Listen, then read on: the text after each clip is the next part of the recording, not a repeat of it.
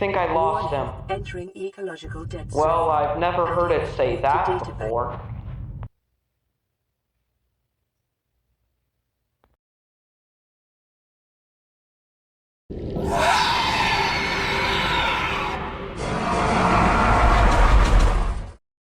Hello, everyone. After the alright performance of my Reaper Leviathan video and y'all wanting to see more Subnautica hybrids from me, I decided to knuckle down and get you guys 3 more Subnautica hybrids, as well as refining Noctur and Noctan, their names now, since someone pointed out a few issues with them. And, well, yeah, with that aside, let's cut right to it. The first animal I decided to tackle was the chelicerate. Now, the chelicerate is interesting because it's very whale-like in the way it swims and in its body shape overall, although it is very clearly an invertebrate, or at least maybe a crustacean of sorts, and I never really bothered to tackle this. Although, after some thinking, I realized that it could probably pass as a sea scorpion, so for the base I decided to use the Chelicerate, as it was the largest sea scorpion, so it really only fits. Now, the main issue with sea scorpions is, if you compare them to a whale, they lacked a lot of the components that allowed whales to swim as well as they did, one of those being a fluke, which our chelicerate will have, as it will get it from the lobster. We'll also be taking pectoral fins from, well, I struggled heavily to find the name of the species of sea scorpion. The only thing I can find is stuff calling it a eurypterid, although I'm not sure if that's just a blanket term for all sea scorpions. Although, for now, I don't know. Point is, we're taking the pectoral fins from this since its front limbs were really the closest things we can get to having whale-like pectoral fins, which will allow this thing to be an effective swimmer in addition to that lobster tail. Now, the next thing we will be adding to make this thing as effective as possible is spider crab. Now, the main problem with sea scorpions that stop them from getting so large is the fact that scorpion gills kind of suck. Although, crab gills, from the research I've done, work pretty well. So, we're going to be using spider crab for those gills, as well as a more durable exoskeleton, since I don't really know how strong a scorpion exoskeleton is, although considering spider crabs live so deep down, I can only imagine their exoskeleton must be stronger, which is also shown by some of the research I did. Now, the next thing we will be taking, really selling the chelicerate look, is the camel spider, which will actually be providing a whole lot more than just those 4 incisors, which really sell the chelicerate look, but we will also be taking its whiskers that it has on the front of its face. These hairs are incredibly sensitive, and could pose similar use to the whiskers sea lions have, being able to detect vibrations in the water. This will be useful for, of course, navigating, but also for the next contributor. The thing is, this chelicerate, unlike its in-game counterpart, won't be pushing 100 feet long, but would rather be a measly 12 to 15 feet long. With this size nerf, it'd probably hunt in pods, which is where the fiddler crab comes in. You see, from the research I did, there aren't really many effective ways for a bug or invertebrate to communicate underwater until I found the fiddler crab. Fiddler crabs, since they live in the sand, produce vibrations with their claws and body that allow them to communicate through not only water, but as well as denser areas like sand. This typically allows them to almost call females while mating, but they can also use it to alert other crabs when there's danger, and really just provides a more social nature.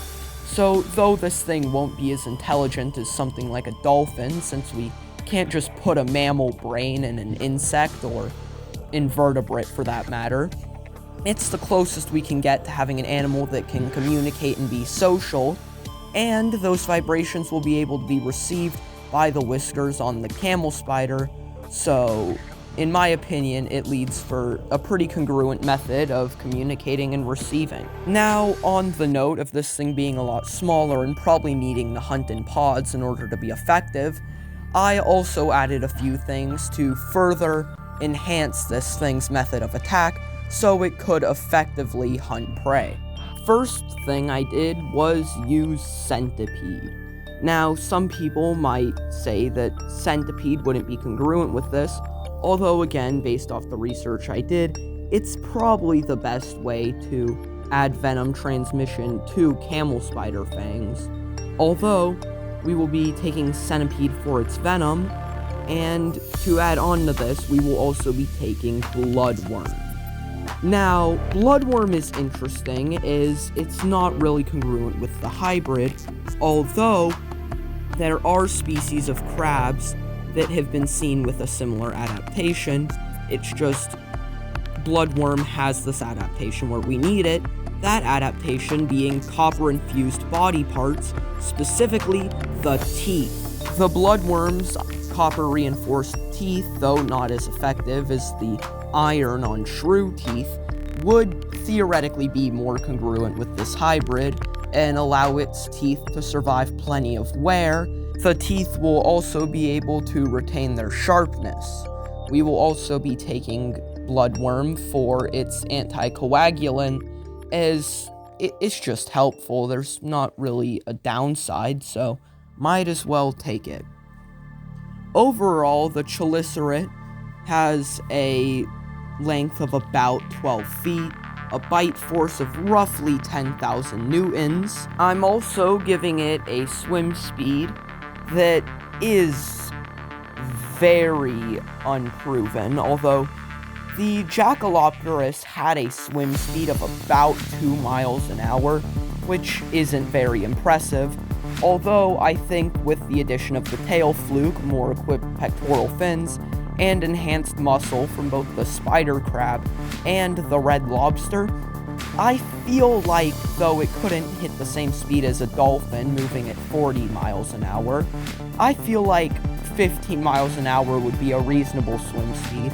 So, though it wouldn't be a speed demon, it would be able to perform regular tasks, and I don't know, I think it'd be effective.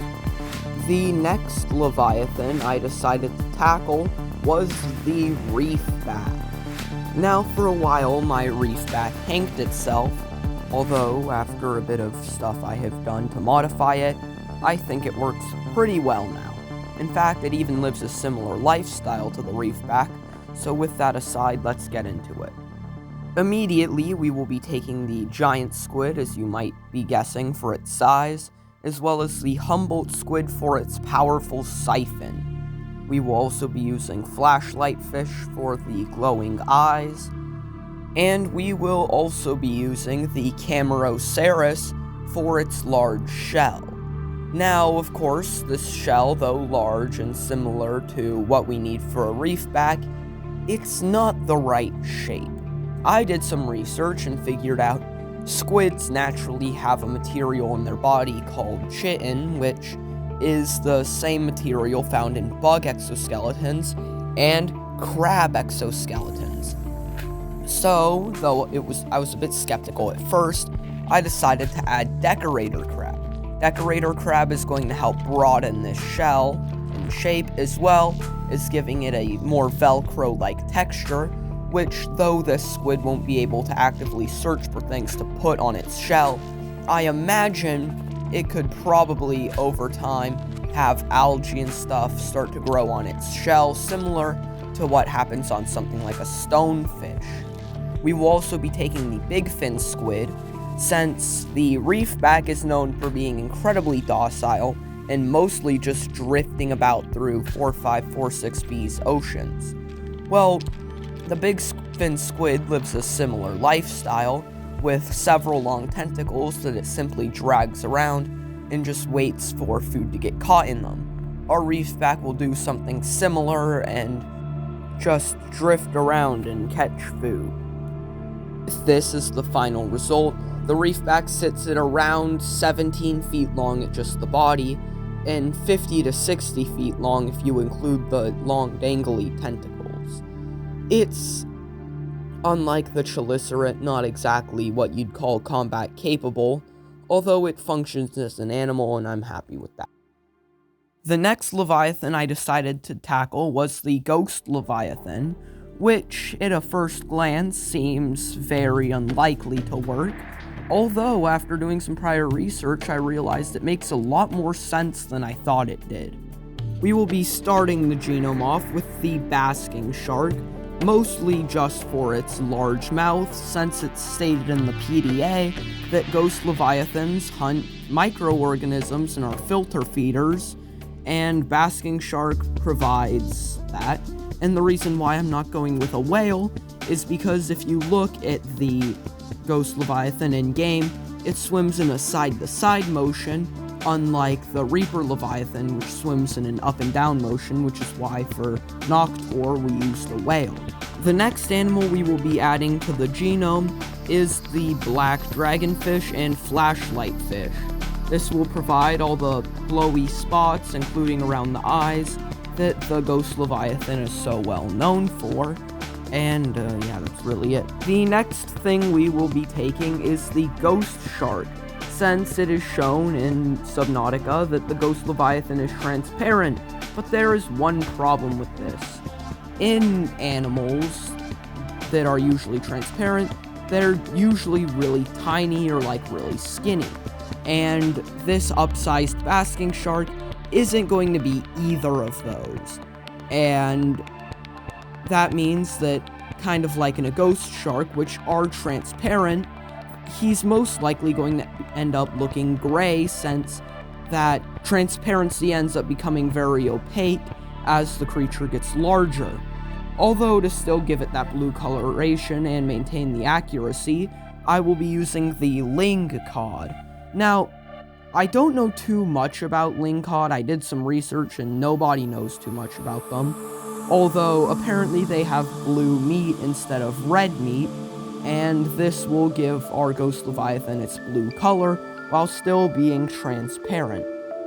I'm pretty sure this has something to do with having copper in the blood instead of iron, similar to an octopus, but I don't really know, and it's really just for aesthetics. Now, the one problem that comes with having this setup is the fact that ghost shark sacrifices having durable denticles for this transparent skin, and this makes it so they're not really that durable. And to compensate for that, we will be using the Greenland shark, not for its antifreeze or for its ability to not age, but for the high urea content in its flesh. This makes it a really poor choice for predators, since they taste absolutely awful, or as you might guess, like urine. And this will keep predators from trying to go after our ghost leviathan, and it should be able to live a relatively peaceful life.